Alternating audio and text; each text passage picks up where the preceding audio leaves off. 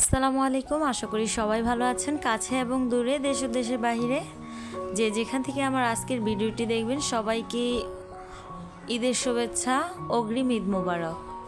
যদিও আপনারা সবাই অনেক আগেই অগ্রিম ঈদ মোবারক বলে ফেলেছেন। তো এই যে সকালে হাঁটতে বের হয়েছিলাম, আর বাড়িতে ফেরার সময় নাস্তা নিয়ে আসছি হোটেল থেকে, কারণ হেঁটে এসে তারপরে নাস্তা বানাবো ভালো লাগে না, সেজন্য নাস্তা কিনে নিয়ে আসছি। তো এই যে এখন আমরা নাস্তা খাবো। আগে আমার শাশুড়ির জন্য নাস্তা আলাদা করে নিচ্ছি, আমার শাশুড়িকে আগে খেতে দিব। শাশুড়িকে নাস্তা দিয়ে তাদেরকে ঘুম থেকে উঠিয়ে এই যে আমরা এখন নাস্তা করতে বসলাম। আমার বড় ছেলে এখনও ঘুমাইতেছে, ছোট ছেলে উঠে গেছে, তো ওরে মুখ ধোয়া তারপরে এই যে আমরা নাস্তা খেতেছি। আর আমার আজকের ভিডিওটি হচ্ছে আমি কিভাবে ফার্নিচারগুলোকে ডিপ ক্লিন করলাম সে বিষয় নিয়ে, তো দেখতেই থাকুন প্লিজ। শুরুতে একটি লাইক করে দেবেন আর সব শেষে কমেন্ট করে জানাবেন আমার ফার্নিচার ডিপ ক্লিন টিপসটা আপনাদের কাছে কেমন লাগলো।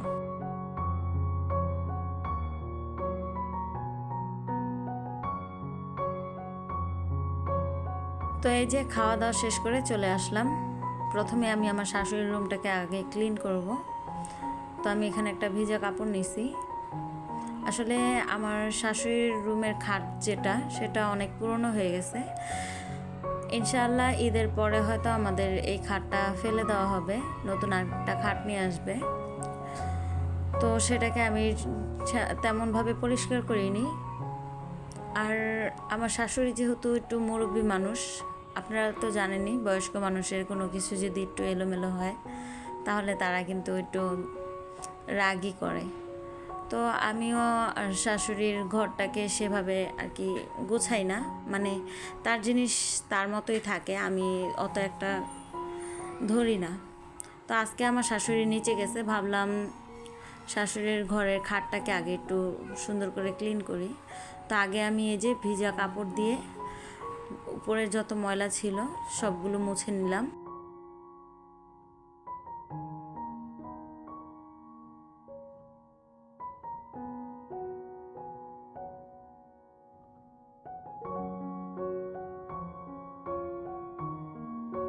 তো এই তো আমি বাটিতে সামান্য পরিমাণ সরিষার তেল নিছি, আর আমার ঘরে থাকা একটা নষ্ট পুরান ব্রাশ নিছি। তো আপনাদের ঘরে যদি কোনো পুরান ব্রাশ থাকে তাহলে সেটা ফেলে দিবেন না, এটা কিন্তু ফার্নিচার পরিষ্কার করার কাজে অনেক ভালো উপকার আসে। তো এই যে আমি ব্রাশের মাথায় একটু তেল লাগিয়ে তারপরে ফার্নিচারগুলোকে এখন ঘষে ঘষে তেল মালিশ করে নেব। এতে করে কিন্তু আমার ফার্নিচারের যত পুরনো ময়লা আছে সবগুলো তো উঠবেই, সাথে আপনার ফার্নিচারটাও কিন্তু ঝকঝকা হবে। তো দেখতেই থাকুন কিভাবে আমি আমার শাশুড়ির খাটটাকে চকচকা ঝকঝকা। আর হ্যাঁ, আমার এই টিপসটি যদি আপনাদের কাছে ভালো লাগে তাহলে অবশ্যই আমার ভিডিওর শুরুতে একটি লাইক দিবেন। আর আমার নতুন যত বন্ধু আছেন যারা আমার ভিডিও দেখেন প্রতিদিন অথচ লাইক করেন না, কমেন্টও করেন না, অথবা সাবস্ক্রাইব করেননি, প্লিজ আমার চ্যানেলটিকে সাবস্ক্রাইব করে আমার সঙ্গে থাকবেন, অনুরোধ রইল। আর বেশি কথা বাড়াবো না, দেখতে থাকুন।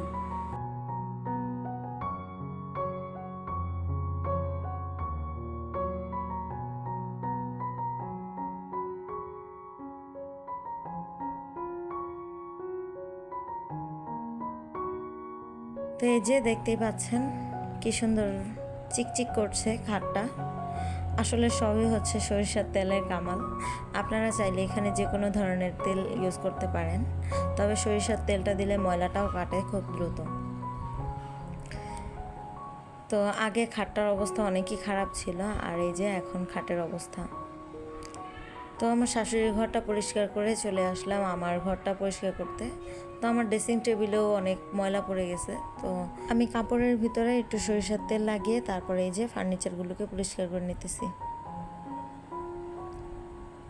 যারা যারা আমার ভিডিওর সঙ্গে আছেন প্লিজ একটি লাইক দিয়ে দিবেন, আপনাদের কাছে অনেক অনুরোধ। আপনারা কিন্তু আমার ভিডিওতে লাইক করেন না, অথচ কমেন্ট করে বলে যায়, এক একজন এক এক রকম কমেন্ট করে। লাইক দিয়ে ভালোবাসা দিয়ে গেলাম, অনেক অনেক দোয়া ও ভালোবাসা রইল, মানে এইসব ধরনের কমেন্ট করে বিভ্রান্তি সৃষ্টি করেন, প্লিজ এটা কেউ করবেন না।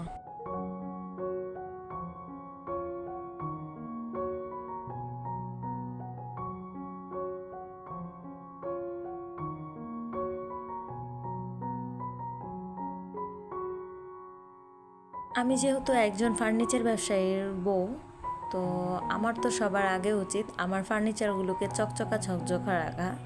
সেদিকে আমার কোনো খেয়ালই নেই যে আমার ফার্নিচারগুলো আস্তে আস্তে ময়লা হয়ে যাচ্ছে, পুরনো হয়ে যাচ্ছে। তো মাথায় একটা বুদ্ধি আসলো, সরিষার তেল দিয়ে পুরনো ব্রাশ দিয়ে একটু ট্রাই করে দেখলাম। তো ভাবলাম যে আপনাদেরকেও সাথে নিয়ে আমি ট্রাই করি, আপনাদেরকে একটু দেখাই আমি কিভাবে আমার ফার্নিচারগুলোকে চকচকা ঝকঝকা করলাম। তো যদি আমার এই টিপসটা আপনাদের কাজে আসে, আমার নতুন বন্ধুরা আমার চ্যানেলটিকে সাবস্ক্রাইব করবেন, আর আমার পুরাতন বন্ধু যারা আছেন সব সময় এভাবে আমাকে সাপোর্ট করবেন। আর হ্যাঁ, আমার উপরে আস্থা রাখবেন, কখনো বিফলে যাবে না। ভরসা রাখতে শিখুন, ভরসা রাখলে একে অপরকে বিশ্বাস করলেই কিন্তু সামনের দিকে এগিয়ে যাওয়া যাবে। তো এই তো আমার ফার্নিচার পরিষ্কার করা শেষ, আর এখন আমি ঘরটাকে একটু পরিষ্কার মুছে নেব ভালোভাবে।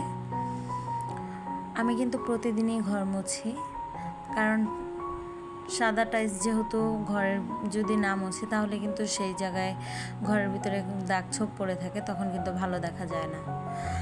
আর হ্যাঁ, গতকালকে ইনশাল্লাহ ঈদ, সবাইকে ঈদ মোবারক।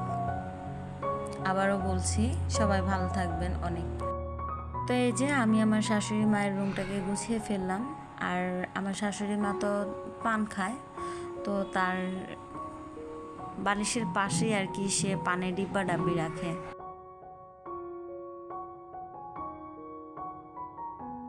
এগুলো পরিষ্কার করতে করতে দুপুর 1:30 বেজে গেছে।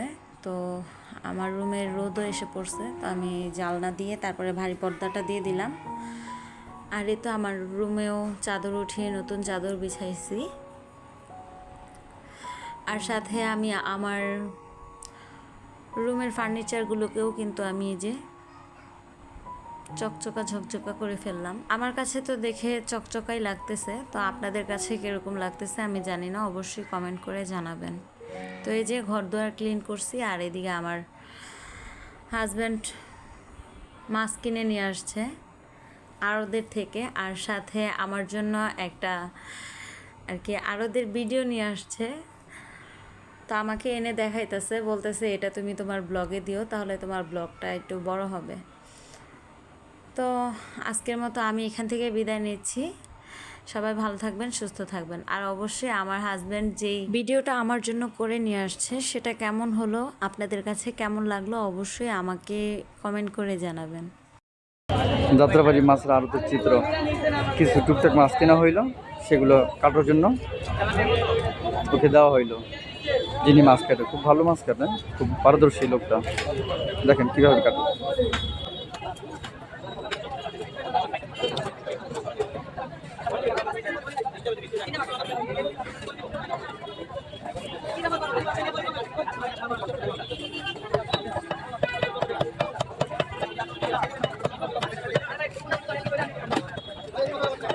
মামা এই বডি কয়দিন পর পর দাঁড়ানো লাগে? হ্যাঁ,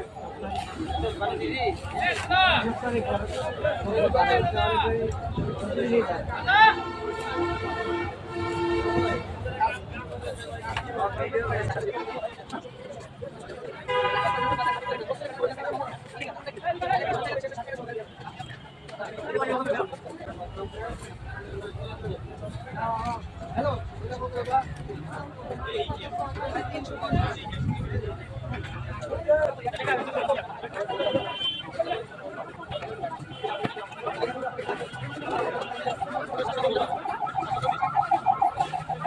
এখন কোন মাছ কাটবে?